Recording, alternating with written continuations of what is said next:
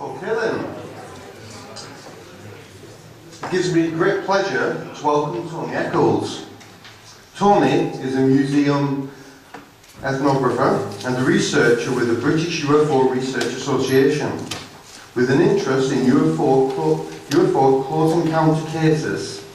His focus is on reviving the Anomalous project with Dr. Alex Kuhl at Salzburg University. This project neatly ties in with Tony's research into shamanism and how close encounter cases could be viewed as significant life-changing events. Thank you. Can everyone hear me okay? Yeah? Can you hear me clearly? Thank you. I'm going to read from some notes, and I promise it's not going to be like yellow pages, it's going to be interesting stuff, okay, so just bear with me. I'll split my talk. The first half will be focusing on UFOs, and I'll give a couple of examples from cases I've looked at, and then the second part will talk a little bit about shamanism and how I think that perhaps the UFO experience can be seen as interpreted as a shamanistic experience, either for the individual or for society at large. I believe that many UFO close encounter witnesses, including those labelled as alien abductees, have been misinterpreted and misunderstood for many years. The 20th century has seen the growth and development of new religion, and that is the belief that Earth is being visited by extraterrestrial life from distant galaxies, that they have indeed been responsible for shaping human destiny. These beliefs belong to what has become known as the extraterrestrial hypothesis, and I personally do not subscribe anymore to this perspective. However, I do believe that some UFO experiences, regardless of how they are perceived, have great meaning for the individuals concerned and for society at large. This transpersonal element should be considered more seriously. Let's just take a listen.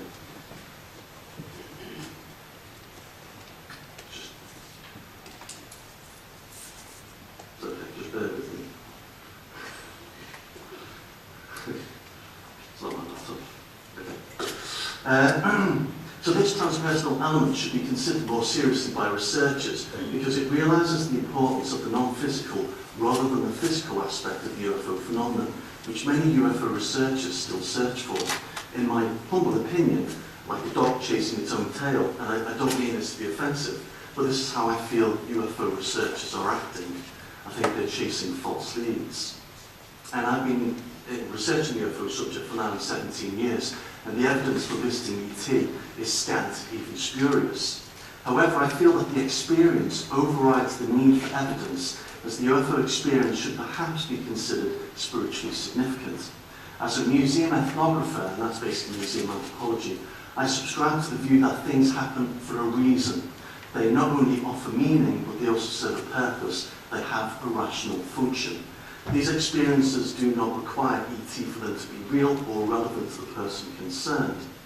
2 years ago, as I prepared a second paper on this very subject for a conference hosted by the British UFO Research Association, I discovered a wonderful little article in a journal called Paraanthropology, in which David Taylor asks if paranormal experiences, such as the haunting he investigated in Birmingham in the 1990s, could be viewed as a shamanic event. Although he doesn't answer that question, he himself agrees with the idea that the shamanic experience is valuable as a transformative exercise for the person concerned. In this case, that the teenage girl had a vision of her dead brother. In one way it terrified her, but in another way enabled her to deal with the death of a loved one. Today I would like to share with you some of my ideas about the UFO close encounter as transformative events relevant to the people who observe them and whose lives undergo profound change. In this short talk, I would also like to suggest that the UFO can act as an agency for change, for it offers the recipient an opportunity for profound thought that reflects either on their lives or the society they belong to. In ethnographic research, one needs to maintain a certain level of objectivity in their work, so therefore, when I'm a UFO close encounter witness myself, I'm aware that I must set aside my bias and allow the evidence to speak for itself. And this is the reason why I'm interested in reinitiating the Anomalous project, something I will go on to a little bit later. From the late 1940s, the flying saucer movement had been focused on the nuts and bolts aspect of the phenomenon. The fear of Soviet invasion meant that the detection of physical aerial craft was important. The term close encounter was conceived of by astronomer and former US Air Force consultant J. Allen Hynek in 1972. In fact, he devised a system for categorizing UFOs. This consisted of nocturnal lights, daylight discs, radar visual reports, and then a close encounter, which is further broken down into 3 categories. Close encounters the first, second, and third kind, which he says, the presence of animated creatures is reported. However, we should note that Hynek's opening sentence starts with, we come now to the most bizarre and seemingly incredible aspect of the entire UFO phenomenon. To be frank, I would gladly omit this part if I could without offence to scientific integrity. Whereas a scientist, he later writes, unfortunately, one may not omit data simply because they may not be able, because it doesn't fit in with one's liking or in line with one's preconceived notions. Hynek admits that this latter category is problematic for the physical scientist because of the lack of solid physical evidence. In essence, the experience remains with the observer, and this intangible element could not be quantified scientifically. Perhaps if in 1972 Hynek had considered the non-physical aspect of the phenomenon, even the religious nature of it, he would have worked with leaders in those fields, perhaps to demonstrate the different reality such UFO narratives convey. Hynek's classification was expanded by his colleague and friend Dr. Jacques Vallée in the Close Encounter of the Fourth Kind. Vallée defined this as cases where witnesses experience a transformation of their sense of reality. Jacques Vallée was really key in attempting to show the complex nature of the phenomenon and trying to understand why some cases appear to reflect solid craft, whilst others didn't. Vallée was trying to unravel the problem using his computer science and physics background. He believed that science could be used to understand the nature of the UFO, but the question I want to ask is, which science? Does it relate to physics alone, or perhaps the answers can be found in the softer sciences, such as psychology and anthropology? Deciding which science is best for the UFO subject isn't relevant at all here, as they all offer something to the subject. But what I want to say is that the world of ufology in the main has been focused too much on the physical aspect of the phenomenon. It rarely ventures into the intriguing world of the UFO witness, who are seen as mere bodies of data. And if researchers do venture into their world, then I'm certain that the wrong questions are being asked. I say this in the knowledge that focus is placed on the ET belief of the investigator than the views of the witnesses themselves. This is forcing a rounded body of UFO data into the investigator's square hole of belief. It's one of the reasons why ufology has failed to become a science, but has instead succeeded to become a church for ET believers. I think the traditional ufological approach is incorrect.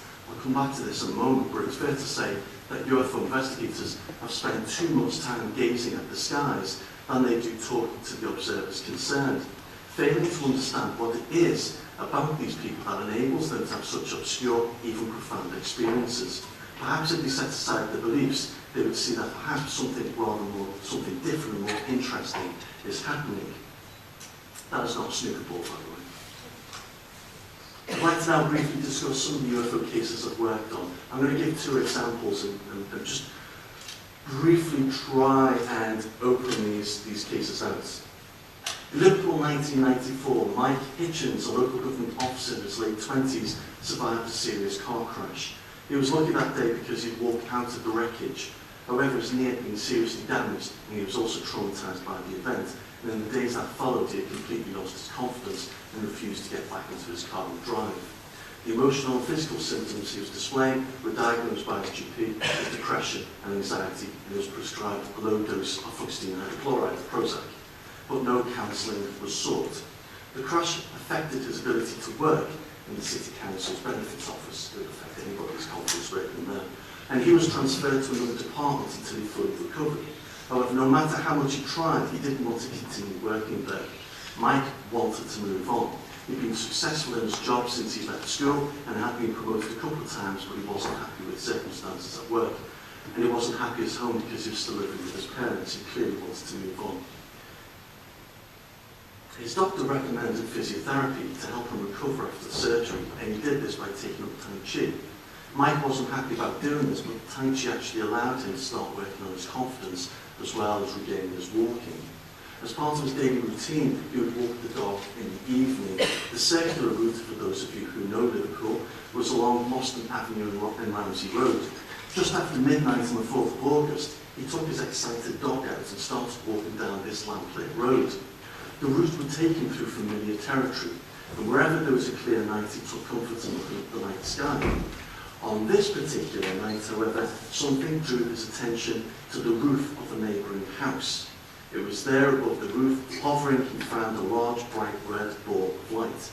He'd never seen anything like this before, and he stopped and stared at it. He observed the ball. It made no noise, but was pulsating from right to left, organic-like.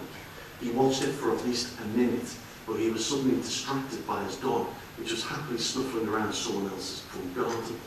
Mike looked down and called out to his dog, and when he looked up again, the object had vanished from sight.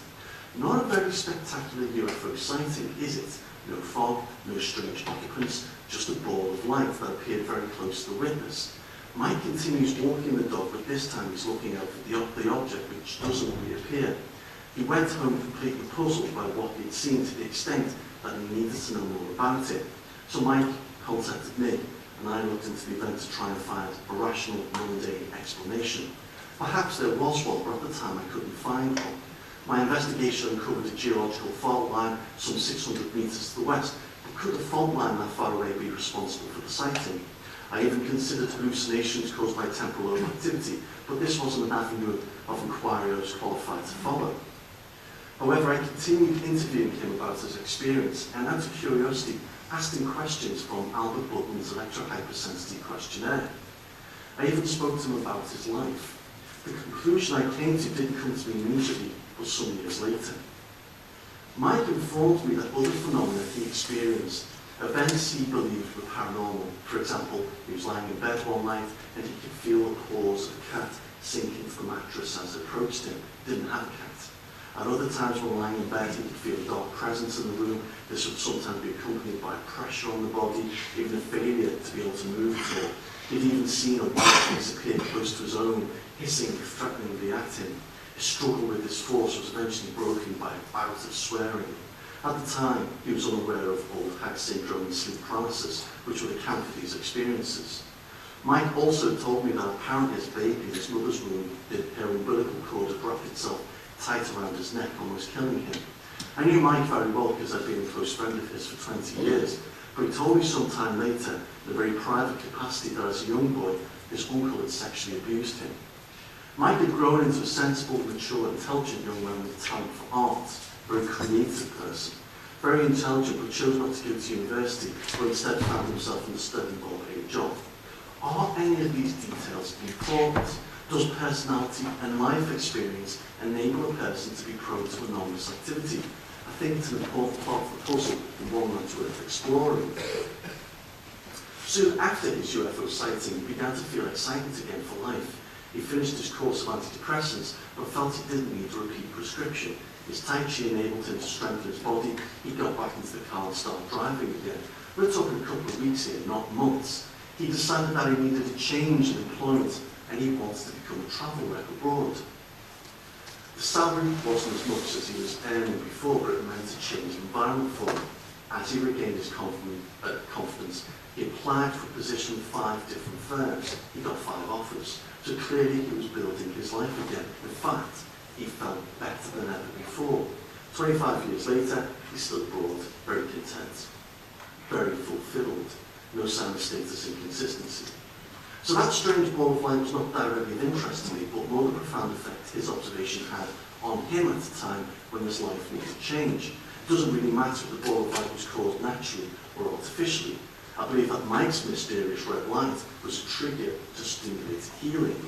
That encounter gave him meaning and actually empowered him. You may have come across this before if you are into UFO cases. In 1995, I belonged to a second organisation called the Northern Anomalous Research Organisation, which was based in Manchester and run by researcher Peter Huff, who's now a Liberal councillor in Liberal politics. I was asked by him and lead investigator Alicia Lee to participate in the Robert Shaw case, which was based in Manchester. One significant point to mention is that the reported experience had come to the group's attention 9 months after the event had taken place. On Christmas night in 1994, just after 9:30 p.m, Robert was watching television, waiting for a taxi to take him to his sister's house for a Christmas party. I'm going to summarise this here, just because I don't want to lose out some of the interesting things I'm going to say later on.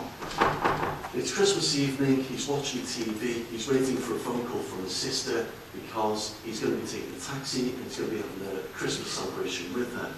Except the call doesn't come, because as he's watching TV out the corner of his eye, outside the front of his window, he sees a set of red lights descending down to the ground, and he was mesmerised by them. He called them, describes them as being beautiful.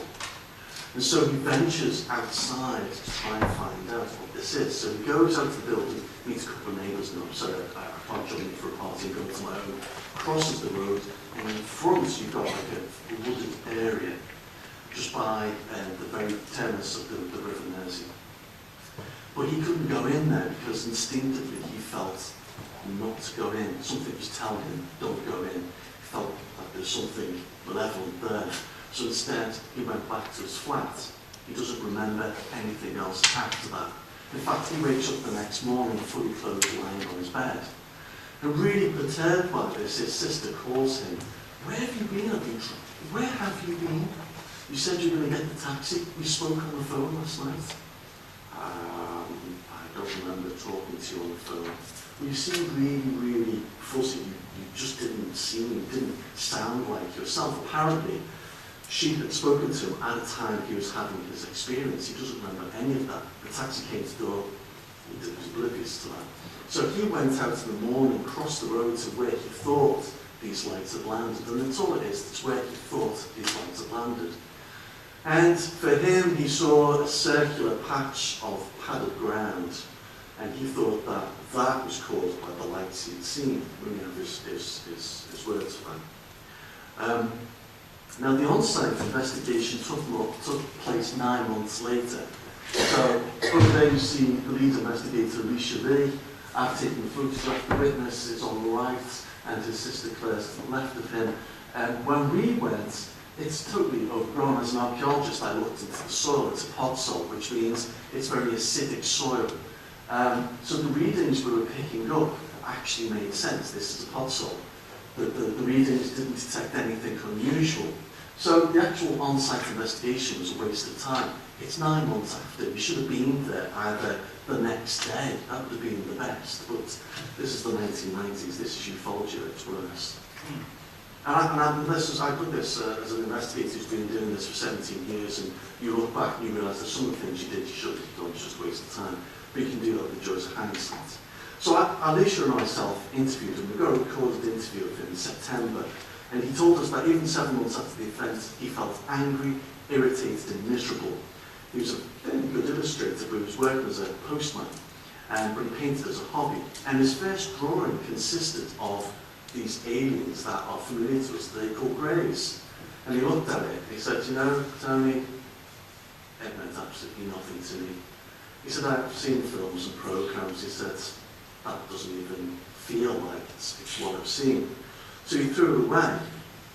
And what he produced instead was this, which I found very, very interesting. And he said, this to me seems really poignant. This to me is the heart of my site, and I can't explain it, but this is about my experience. I said, well, what about the people down at the bottom? He says, nothing, absolutely nothing at all.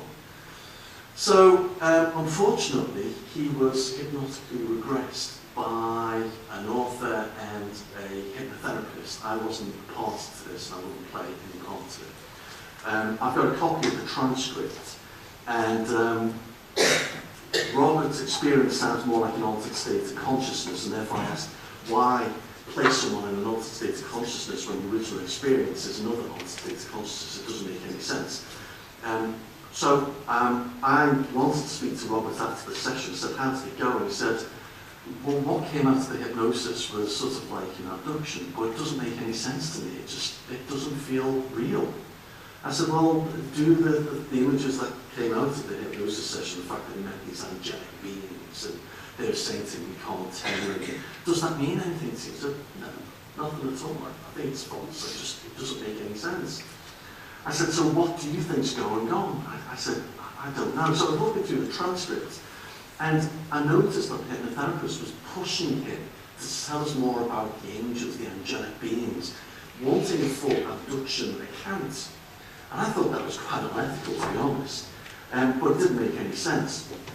One of the interesting things he said is, what do you mean, this is what he's being asked, what do you mean things have been bad? And Robert's answer was, well, it's kind of the usual stuff, you know, girlfriends, I feel slightly trapped, I guess, or tied to the flat.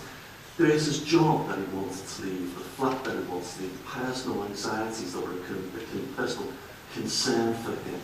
And we kept in touch with Robert for another year at various UFO conferences. He turned up and he told us the fact that he left his job, his family job, that he's doing a lot more painting, he's actually more of a happier chap. He now doesn't go into the ET extraterrestrial hypothesis. He doesn't believe in it. He doesn't understand what the UFO sighting was, but for him, he doesn't need to. He just feels very, very content.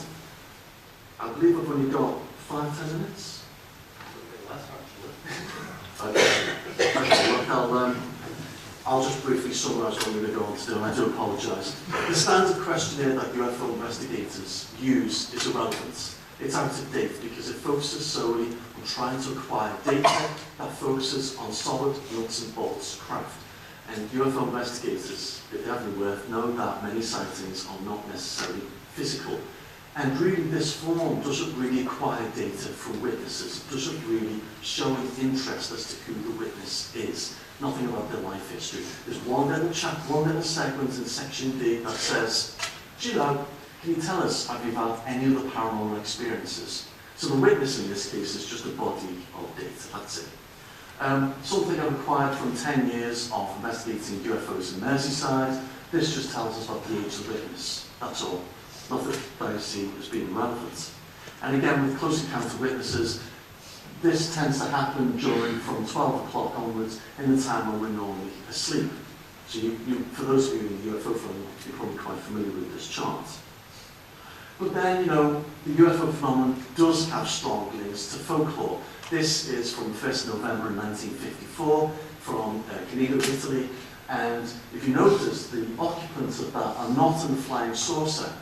And they have little capes, but if you look at their headdresses, that's very much reminiscent of what pilots would wear at that time. So in a way, the UFO phenomenon culturally tracks the witness. In other words, how the entities appear tend to reflect the culture that the witness is a part of. So in essence, these seem to be symbolic of what's happening or something that's relevant to the society the witness is a part of. And of course, witnesses, I think, are shamans, and I'll tell you why. It's because shamans are selected, they're called to engage with the spirit world. Now, you do have a group of people who voluntarily want to be shamans because they see shamanism as a means of having a healthier lifestyle. But that's very different for the spirits who actually pick on you and say, you have been selected. And this is a Tangoma ritual from Swaziland. These have been selected. If they refuse, they will be tormented by spirits. I'm not talking about prodded and insulted. I'm talking about physically assaulted. Because for them, the spiritual world has very close connections with the real physical world. They're close together and they overlap. And these people have been given the ability to cross worlds. They are liminal people. This is a moche pot from the north coast of Peru, showing the transformation of a shaman. And this relates to the symbol of death. You know, the fact that UFO witnesses have UFO sightings at a time just after someone close to them has died. This is a costume I have in the collection, but it relates to these guys here on Bastille Day. These are people who cross over to the other side. Shamanism isn't just someone who has this communication. They have the ability to heal. And someone like Elsie Oakenson is a perfect example of a UFO witness, close encounter witness, who afterwards then develops the ability to psychically heal people. Whether you believe in that or not is irrelevant. They go through this transformation which allows them to then choose a different way of life, which for them they feel happier with. I think that's important because these people are shamans of our modern world. Their experience takes the form of nuts and bolts and modern science because that's relevant to our culture. But in other cultures, lights in the sky relates to evil spirits. So in the Muslim world, a UFO is not an alien from outer space, but a jinn. This relates to the Anomalous project, and it was started in the 1980s by the late Ken Phillips, the before investigator, and Dr. Alex Kuhl of Salford University, to try and find out what it is about these people that makes them special. Now, I have some questions about this because I think it's a great attempt, and I think it's a fantastic start, but it needs some improvements, I think, in the type of questions being asked. But I've just starred the important points. You see on the left-hand side, satisfied with work or not. Now, ASSAP contributed to this, did you know? No, you didn't. ASSAP contributed to this exercise. If you look at the central column, you have a group of 15 people who were psychic, who believe they were psychic. So their responses are considered in this project. The UFO witnesses are to the left, and a control group is on the right-hand side. Flying dreams is an important point. The meaning to life is also a very significant statistic. And I would just like to say finally, where we have the importance of life spiritually and change in life after observation, they're very significant as well. I'm sorry I've run out of time, I guess because I've got two big subjects coming together in a short space of time, but if you've got any questions, let me know. Thank you very much.